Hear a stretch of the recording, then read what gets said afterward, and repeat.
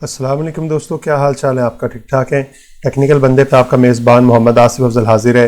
दोस्तों आज मैं आपको बताऊंगा कि आप किस तरह से जो हमने लाइनक्स सर्वर इंस्टॉल किया था, जो कि हमारा CLI बेस था, यानी कमांड बेस था सारा, जो है ये हमारे पास ब्लैक स्क्रीन और ऊपर हम सिर्फ कमांड्स लिख सकते हैं, उसको आप ग्राफिक्स में किस तरह से कन्वर्ट कर सकते हैं, यानी आप किस तरह से जो है वो ग्राफिकल यूज़र इंटरफेस जो है इसके अंदर इंस्टॉल कर सकते हैं।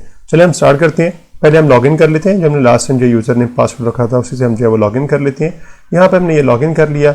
लॉगिन करने के बाद जो है आपने सिर्फ इसमें जो है वो एक सिंपल सी कमांड रन करनी है, और उसकी कमांड रन करने से जो है हमारे पास ये जो है आपका ग्राफिकल यूज़र इंटरफेस जो है वो यहाँ पे रन होना शुरू हो जाएगा।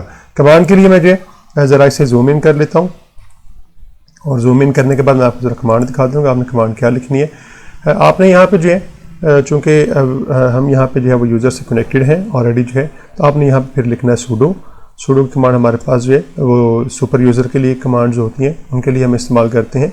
और इसके आगे आप लिखेंगे apt-get लिखेंगे, और इसके बाद आप लिखेंगे इंस्टॉल, और इंस्टॉल लिखने के बाद आप जो है यहाँ पे बता देंगे कि आपने कौन सा जो है वो डेस्कटॉप इंस्टॉल करना है। हम अभी फ़िलहाल जो है वो बिल्कुल सिंपल जो है वो डेस्कटॉप इंस्टॉल करते हैं। ubuntu डेस्कटॉप लिखना पड़ेगा हमें जो है, और जैसे ही आप ये लिख के एंटर प्रेस करेंगे तो ये जो है वो आपसे पासवर्ड पूछ लेगा, और पासवर्ड पूछने के फ़ौरन बाद जो है आपकी इंस्टॉलेशन जो स्टार्ट कर देगा।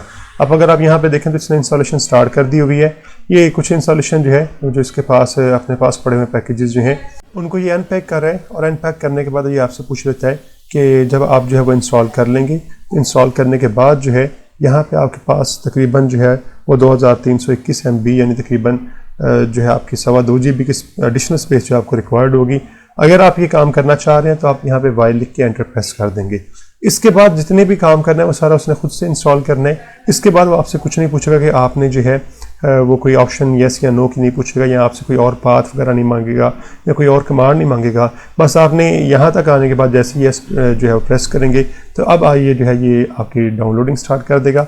डाउनलोडिंग के लिए इंटरनेट ज़रूरी है। इंटरनेट से फाइल जो है वो डाउनलोड करते हुए जो है उन्हें इंस्टॉल कर रहा होगा।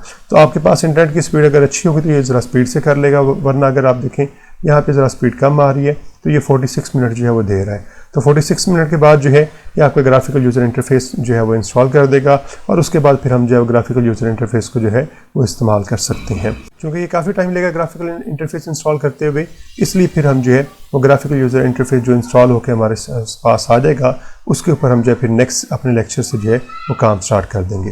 तो उम्मीद है आपको समझ आ गई होगी।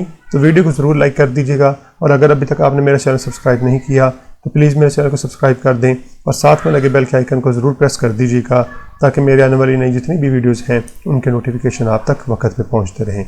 ओके जी, मिलते हैं अपने नेक्स्ट वीडियो के अंदर।